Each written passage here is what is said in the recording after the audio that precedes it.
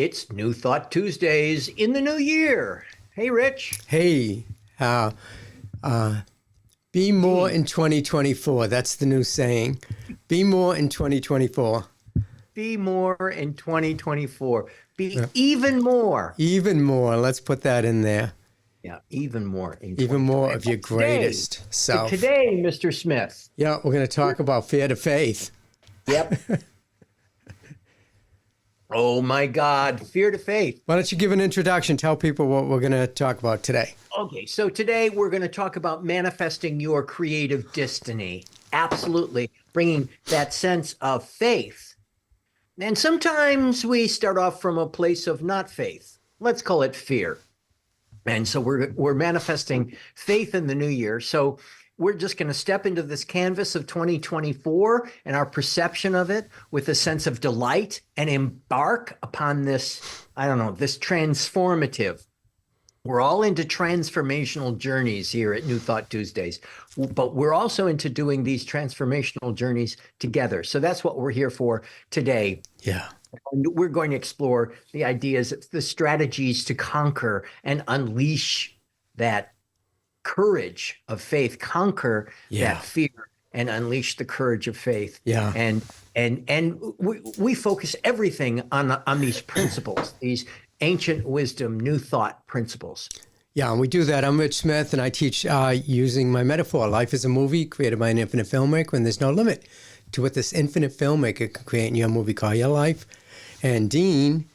I'm Dean Regan, and my brand, if you will, is living in concert with life, bringing that musical metaphor and actual music into the expression of joy, health, safety in 2024 through living in concert with the life that you think into existence. Yeah, so I hope you had a great New Year's Eve. Here we are on the 2nd. And so what is your New Year's resolution? Okay, you don't need a resolution. The only resolution you need is to be committed to come here every Tuesday to see for New Thought Tuesdays. That's all you need. Yep. That's all you need is to shift your thinking. What do we say? Change your thinking. Change your thinking, change your life, change your world. Yeah. And so that's all you really need. Resolutions, I mean, I've made many of them in the years past, and then I just, they don't happen. But they will happen when you come and work with us and you start to understand these spiritual principles that we talk about and allow them to take form in your consciousness, because everything form is mind and action. So whatever you think about, you bring about. And so we're going to talk about thinking about faith rather than fear today, you know? Authentically moving in the direction of those behaviors and that embrace that brings a sense of faith and brings you away from any sense of not faith or fear. The resolution thing. I'm glad you brought the resolution up. The resolution thing up. Here's my take on it. I think New Year's resolutions are fantastic. I think they're essential. I think they're magnificent. I think they're powerful. However, they need to take place each day, each week, each month of the year. It's not first thing of the year and then, it's like consistent thought. Your life is generated through your consistent thought. So your adjustment to your life is also generated through consistent thought, not just once a year thought, I'm going to write down a resolution that might be nice, maybe. Resolutions, taking these thoughts, the sense of resolve and bringing that into your thought every day, every week, every month of your life. That's my take on resolutions, Rich. Yeah, well, every second of the day. Every second. Every thought you have creates. And so you have to be aware of your thoughts. And then ask yourself, do I want to think this thought that's going to get me this, or do I want to change my thinking and think a thought that's going to get me more of? We're talking about that earlier today, too, Dean. And we're talking about the mind. And we both studied with a guy named T. Harv Eker. And we were talking about, he said that the mind's job is to take you down. And, when I think of that, I think of like when you go on a trip and you come back and from the airport, and somebody meets you and they go, "Hi, how was your trip?" And the first thing you say is, "Oh, it was horrible. The plane was late and it was all bumpy." And they don't focus on the good things that happened during the trip. What is it with the mind that makes you think about these things? And how do you change that? How do you focus your attention on something that you want rather than what you don't want, which is like the law of attraction.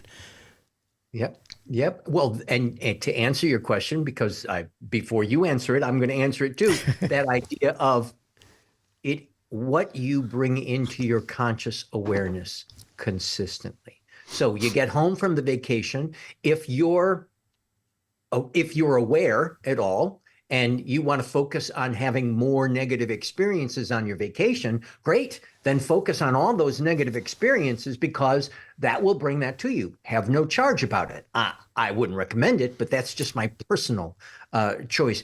Focusing on that which you are appreciating, focusing on that which brings you upliftment, does the same thing. Brings you more that you will appreciate and brings you more upliftment. The key thing is to be aware. Welcome to the new year, 2024. We're all about awareness and choice. And fear is a choice. Yeah. Faith is also a choice. Since we believe and have experience to practice the idea that thoughts generate experiences, consistent thinking brings a consistent experience based upon that thinking. What kind of experience do you want to have? Do you want to have fear? Is the first question. Hey, and as I said before, you want to have fear? Great. Have more fear? Think about the fear. You'll get more fear. If you want to have not fear, or that sense of faith, that sense that there's something going on here, I don't necessarily have my finger on everything exact about it, but it's amazing and it works for me. And it works through me. Then you get to have that experience. Yeah. We're going to talk today too about faith as a creative force, that it's a force. It's like an energy, and that if you have faith in, well, as the master said thousands of years ago, it's measured according to your belief, that what you believe, you create. And so the faith is, to me, it's like belief. It's like, what do you believe in? Do you have faith in yourself to be able to go out? If you're a filmmaker, a writer, an artist, a musician, do you have faith in yourself? Faith enough that allows you to go out there and audition for those jobs and to, go out and find the agent, go out and find the manager, raise the money for your film. Do you have faith that you can do that? You have to have faith in yourself. You have to have faith in a higher power. I call it the infinite filmmaker, creating the movie of your life. Do you have faith in this thing? And I happen to, Dean and I have been studying this stuff for years, and I happen to have a lot of faith in this power, in this presence that creates everything in the universe. And so I depend upon that. I know that I of my own self can do nothing, but me connected with this infinite intelligence, this power and presence, there's no limit to what I can do and be and have. And so I take the action towards things, believing that I've got behind me a power and a presence that's watching my back, clearing the roads, making them wide, opening doors for me, bringing possibilities. Hey, here's something for you. We were at my friend's in a facility. So we went to visit her at the facility, and her and my wife were talking. They're best friends. And I went over and saw a guitar. So I picked up the guitar, and I go, so I'm going to learn how to play this. And I Googled how to play Let It Be by the Beatles. And it was just a couple of chords. And I started playing around with it because I love this. I think I want to get a guitar. So I thought it. Thoughts become things. I thought, I'd like, and then the other day I was saying to Jen, I want to get a guitar for myself. And so I just say it and put it aside. Well, I'm walking down the street last night, walking my dog, and I saw this thing, and I'm going, what is that? What is that thing? Do you know what this is, Dean? You must know. It's a guitar stand. Yeah. Is that the universe saying, watching my back and saying, hey, you know what? Maybe you're going to get a guitar. I want to give you a guitar. And so now it's like, okay, but I don't want to go out and spend $400 on a guitar right now. I just spent all my money on Christmas gifts. So I just know the universe is going to get me a guitar to fill this. And Jen said, what do you want that for? You don't have a guitar. I said, I'm going to bring it home. I'm going to put it in my room and I'm going to look at it and I'm going to imagine a guitar being on that stand. And I'm going to get the guitar by hell and high water. I don't know how. You don't have to know how you're going to get these things. You just know that you're working with this presence and what through you're faith. doing, Rich, which I love. I love how you express it. You are recognizing the potency of your thinking and shaping your reality. And you're playing kind of a game with it. You're engaged in something that is lighthearted. You're also looking for that which you are appreciating. And you could have walked your dog and missed that guitar stand without a problem. But you're tuned into seeing that which you want to manifest. And so I see this as a way of you doing this kind of a spiritual game of, hey, how's this unfolding for my good? And there you go. You've got your guitar stand. But is this game being played with us too? I mean, why would what's the coincidence that I would be walking down the street and there's a guitar stand sitting there? I mean, is infinite intelligence leading me towards something greater in life? And that's the thing we're talking about, fear and faith. You move through life with fear. I don't know if I can do this. I don't know if I have the money. I don't know if I have this, blah, blah, blah, right? But the universe is saying to you, yeah, you do have it. Let me show you how. You know, and it throws stuff into your life. We're talking today about that. You were mentioning something about a swan. Well, I use this metaphor, at least today. When we're talking about, when you've got these intentions in your life, what we were talking about is putting your intentions into the flow of life. And I saw our intentions. I generally see intentions as an expression of love. And so I sometimes we have this expression of love, and I think of it as a beautiful white swan.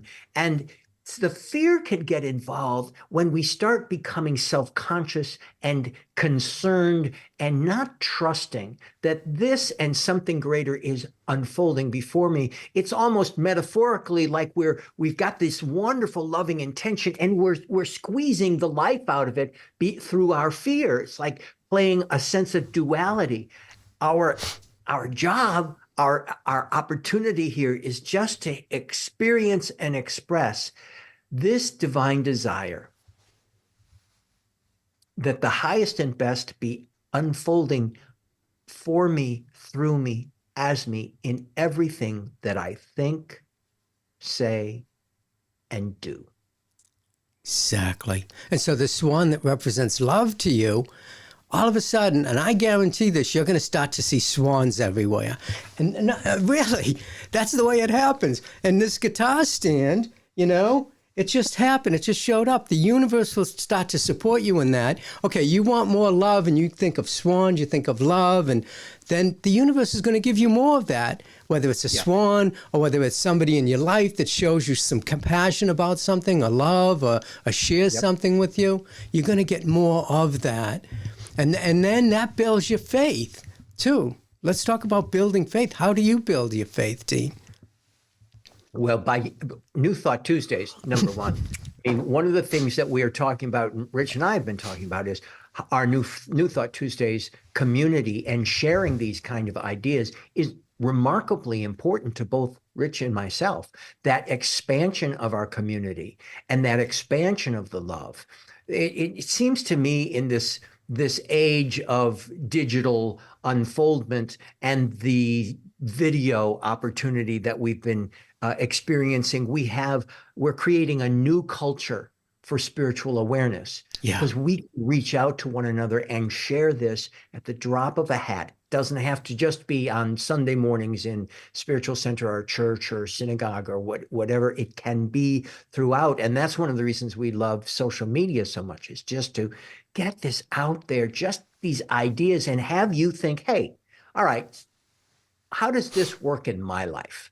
How do I see this in my life? Let me try this on in my life. And by trying it on, we're talking about the idea of being aware, was the first thing that we talked about. Being aware, how am I feeling right now? What are my authentic feelings? And what is my authentic divine desire? That desire of good that I'm looking to have unfold, this or something greater and something greater.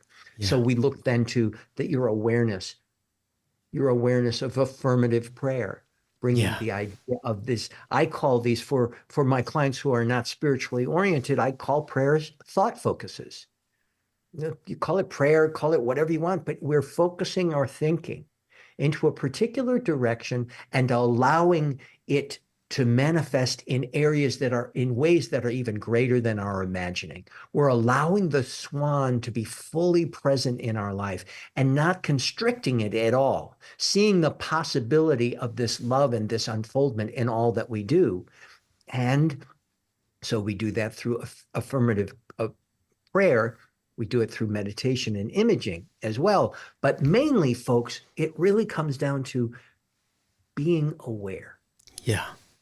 Bringing this awareness of the possibility of goodness unfolding in your life based on your thought and your consistent thinking. That's really the basic key. Are you open to that? Yeah. Even being available and open to it, that's the first step. Yeah. Affirmative prayer, you talk about affirmative prayer, and people might not understand what that is. So affirmative prayer is just what it says. You affirm. For me, affirmative prayer is the 5-step process we use. I recognize that unlimited power and presence is working in and as and through me, not withholding anything. All my needs are met. Everything I need to succeed as a coach, as a filmmaker, is already done in the mind of the infinite. And so we just have to, through faith, move forward. And I always say at the end of my prayer, affirmative prayer treatment, they also call it, I always say, this is something better shall come my way. And then I tell the people, just take action. What's the next step? Act as if you have, so you may receive. Just take the next step. Have faith. Faith, faith, faith, not fear. Get rid of the fear. Step into faith, What are some of the techniques you can use, like visualization, Dean, and sure. imaging? Visualization of prayer, affirmative prayer. Heck, even beseeching prayer is better than no prayer. But affirmative prayer, we've got the idea of being grateful. You were talking about the whole metaphor about coming back from a vacation. Well, what are you grateful? You every day is a journey. What are you grateful for today? What do you particularly bring appreciation? And that sense of appreciation is a sense of, there's the beginning parts of faith there. The first thing with this awareness and bringing your awareness into these prayerful requests is also then to just say to yourself, as Dr. Beckwith said to me, the congregation many, many years ago, what is it about your higher power that no one has to tell you? What is it about God, if you use that term, or spirit, that no one has to tell you? It's just inherently aware, your awareness. Start there and build your faith. Look for more and more opportunities and examples of upliftment, kindness, gratitude, love, reading and study, opportunities to give service. Find a community of people like the New Thought Tuesdays community where you can share and grow together and work on these principles in the confines and the culture of a community. Yeah, absolutely. Absolutely. And the other thing too is, you're talking about the faith and stuff. And I had a thought. Now I don't remember what the thought was. Well, whatever it was a thing. Thoughts are things. That's the things. Oh, you were talking about the love and the community and all of these things, affirmations and prayer and all that stuff. All of that stuff is just infinite intelligence. So for me, it's the whole idea is to open yourself up to the power and the presence of this infinite intelligence that's working in and as and through you. Become aware of it. You were talking about awareness. Become aware that there's a power and a presence there that's not withholding anything from you. And when you can become aware of this and just recognize it, then more and more of the things that you desire will come into your life. But if you're in fear and you're like, I don't know if I'm going to be able to do this, I don't know if this is going to happen for me, I don't know if the universe is going to align for me for this, then that's exactly what you're going to get. So open yourself up to more and more connection with the divine. Okay, I said it there. I said it. God, whatever you want to call it. The infinite filmmaker. Open yourself up to, connecting with that more deeply. This aspect of fear, essentially, for those of us in our community that have a sense of fear, and we all have fear at different times, I believe. For those that are looking at that idea of fear, fear is a resistance. Fear is a limiting belief. And we're looking toward being aware of beliefs that are unlimited, expressing potentiality that is infinite, and releasing resistance. Yeah. Looking in terms of fear, looking in terms of fear is a way of limiting your beliefs. Yeah. It's a way of focusing on a constricted, when I was talking about squeezing the swan, yes, you can have the joy and the love in your life, but if you don't have the sense of belief and faith, you're resisting. You're resisting that love. You're resisting with limited beliefs. So it's a matter of uplifting your beliefs, opening up your beliefs, and seeing the possibility. But Mr. Smith, we're at time. It's time to go into the inner circle. Yes. One more thing, though. Okay. I was just talking about, understanding your unity with this power and this presence. I want to read something from Ernest Holmes. Recognizing your unity with the creative power, the universal mind, he calls it.